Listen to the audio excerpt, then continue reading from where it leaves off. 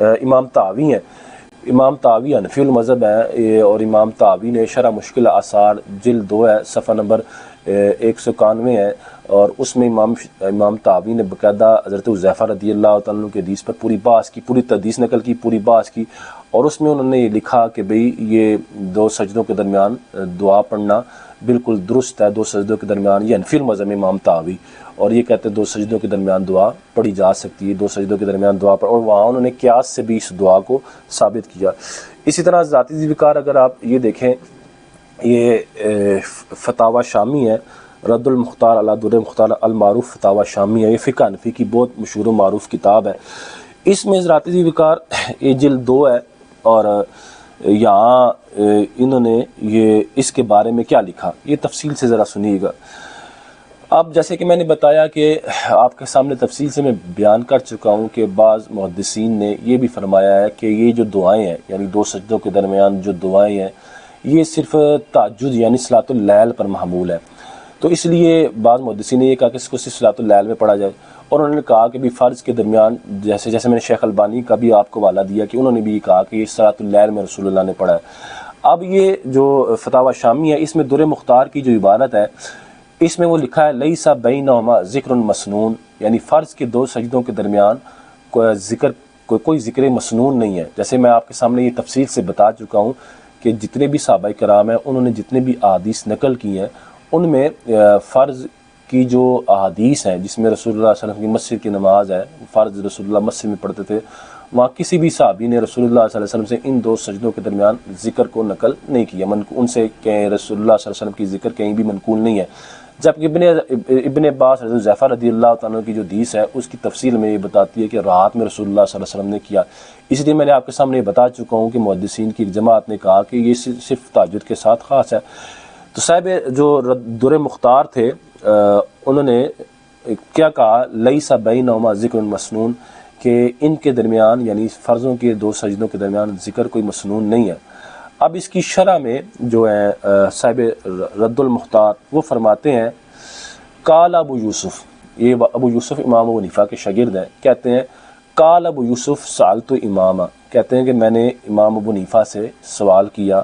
ایقول الرجل اذا رفع رأسه من رکوع و سجود اللہم اغفر لی۔ امام ابو یوسف کہتے ہیں میں نے امام ابو حنیفہ سے سوال کیا کہ جب بندہ اپنے سر کو رکوع سے اٹھائے اور سجدے سے اٹھائے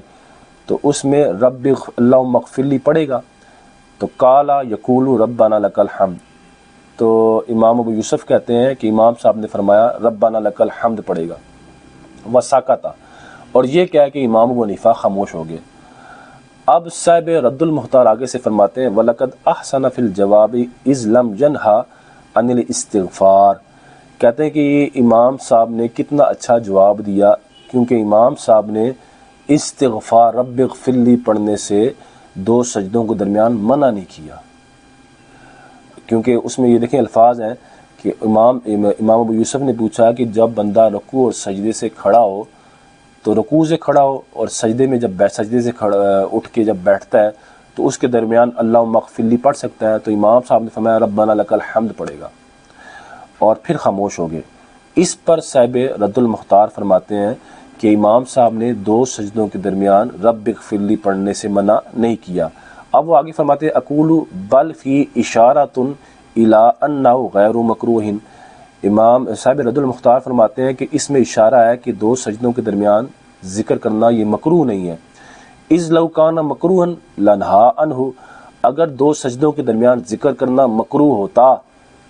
تو وہ اس سے منع کرتے، یعنی امام ابو حنیفہ اس سے منع کرتے۔ یہ یاد رکھیں ذراتی ذکر نوافل کے اندر ذکر کرنے سے کسی نے منع نہیں کیا، یہ فرض کی بات ہو رہی ہے۔ وہ کہہ رہے ہیں صاحب رد المختار کہہ رہے ہیں کہ اگر فرض میں منع ہوتا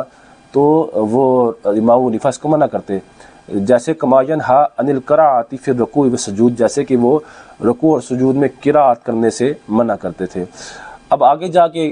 وہ فرماتے ہیں، میں ایک لائن چھوڑ کے آگے پڑھ رہا ہوں، بل ينبغي ان يندب الدعاء بالمغفرۃ بین سجدتین خروجا من خلاف الامام احمد، وہ کہتے بلکہ ضروری یہ ہے، مناسب یہ ہے، ضروری یہ ہے کہ 2 سجدوں کے درمیان دعا مغفرت کی دعا کرنا یہ مستحب ہے، امام احمد بن حنبل کے مذہب سے امام احمد بن حنبل کے مذہب کی خلاف ورزی کے اختلاف سے بچنے کے لیے، جیسے ان کا ایک قول رب اغفر لی 2 سجدوں کے درمیان ایک دفعہ کرنا واجب ہے، تو وہ فرماتے ہیں کہ ایک دفعہ اگر رب اغفر لی 2 سجدوں کے درمیان پڑھ لیتا ہے تو کوئی اس میں مذائقہ نہیں ہے۔ حضرات ذکر یہ اس سے بھی صاحب یہ حنفی المذہب ہے، یہ بھی فرماتے ہیں کہ بھئی 2 سجدوں کے درمیان، نوافل میں تو کسی کا اختلاف نہیں، یہ فرائض کا بھی کہہ رہے ہیں کہ فرائض میں بھی پڑھ سکتے ہیں، اور اس میں انہوں نے کہا کہ کسی امام صاحب نے منع نہیں کیا۔ اسی طرح اگر حضرات ذکر اگر آپ یہ دیکھیں، یہ الہٰ السنن ہے، الہٰ السنن یہ شیخ ظفر عثمانی کی ہے، اور یہ کسی بھی تعارف کے محتاج نہیں ہے، یہ بھی حنفی المذہب ہیں۔ شیخ ظفر عثمانی نے باقاعدہ یہ الہٰ السنن ہے، اور الہٰ السنن کی یہ جلد میرے پاس یہ 3 ہے، 2 جلدیں اس میں اکٹھی ہوتی ہیں، 2 اور 3 تیسری جلد ہے، اس میں انہوں نے باقاعدہ باب باندھا۔ باب کیا باندھا؟ باب وجوب رفع من السجدہ، یہ باب سجدے سے اٹھنے کے واجب ہونے کے بارے میں، یعنی ایک سجدے کے بعد دوسرے سجدے میں جانے سے پہلے اٹھا جائے، یہ اس کے یعنی اٹھنا واجب ہے۔ اب یہ فرماتے ہیں باب وجوب رفع من السجدہ، یہ باب سجدے سے اٹھنے کے بارے میں، اٹھنے کے وجوب کے بارے میں ہے۔ والجلسۃ بین سجدتین، 2 سجدوں کے درمیان جلسے کے بارے میں ہے۔ واستحباب ذکر بینہما، اور ان 2 سجدوں کے درمیان ذکر کے مستحب ہونے کے بارے میں ہے۔ اور اس کے نیچے انہوں نے وہی حضرت ابن عباس رضی حذیفہ رضی اللہ تعالیٰ عنہ کی حدیث پاک نقل کی۔ آگے شیخ ظفر احمد عثمانی فرماتے ہیں، کہتے ہیں آگے انہوں نے یہی فتاوی شامی کی پوری عبارت نقل کی، اور پوری عبارت نقل کرنے کے بعد جو میں نے آپ کے سامنے عبارت پڑھ دی، وہ فرماتے ہیں قلت لا سیما اذا وارد عن النبی صلی اللہ علیہ وسلم بسند صحیح۔ شیخ ظفر عثمانی فرماتے ہیں میں کہتا ہوں بالخصوص جب رسول اللہ صلی اللہ علیہ وسلم سے سند صحیح کے ساتھ دعائیں وارد ہیں کہ رسول اللہ صلی اللہ علیہ وسلم 2 سجدوں کے درمیان وہ کیا کرتے تھے، وہ اس کو پڑھتے تھے، تو کہتے تھے، یہ کہتے ہیں کہ جب پڑھتے تھے تو کہتے ہیں کہ سند صحیح کے ساتھ وارد ہے، لہذا یہ 2 سجدوں کے درمیان ہم پڑھیں گے۔ ولیکن آگے یہ فرماتے ہیں ولیکن تلزم الامام مراعات احوال المأمومین، کہتے ہیں لیکن جو وہ ہے امام ہے وہ مقتدیوں کے احوال کی بھی رعایت کرے کہ ان پر کہیں بوجھ نہ ہو، اور اگر وہ یہ دعا مانگتے ہیں تو وہ مقتدیوں پر یہ دعا پڑھنا کہیں بوجھ نہیں۔ مقتدی پیچھے سے آپ کو پتہ مساجد میں یہ ہوتا ہے، ذرا سا سجدہ لمبا ہو جائے تو مقتدی بول جاتے ہیں، ذرا سی قیام لمبا ہو جائے تو مقتدی بول جاتے ہیں۔ میں خود ایک مسجد کا امام ہوں، مجھے ان تمام چیزوں کا تجربتاً یہ چیزیں مجھے معلوم ہے، تو وہ اس شیخ ظفر عثمانی فرماتے ہیں کہ بھئی ان چیزوں کا بھی خیال رکھا جائے، اور آگے جا کے وہ فرماتے تو یختصر اللہ قولی رب اغفر لی، کہتے ہیں کم سے کم اگر وہ حضرت ابن عباس کی پوری دعا نہیں پڑھ سکتا تو کم سے کم یہ ضرور پڑھے رب اغفر لی رب اغفر لی رب اغفر لی۔ یہ دیکھیں حضرات ذکر، یہ بھی شیخ ظفر عثمانی جو حنفی المذہب ہیں یہ بھی فرماتے ہیں۔ حتیٰ کہ حضرات ذکر آپ یہ دیکھیں، یہ فتاوی امجدیہ ہے، فتاوی امجدیہ، یہ صاحب بار شریعت مفتی امجد علی اعظمی، یہ بھی کسی تعارف کے محتاج نہیں، بار شریعت ایک مشہور و معروف ان کی کتاب ہے،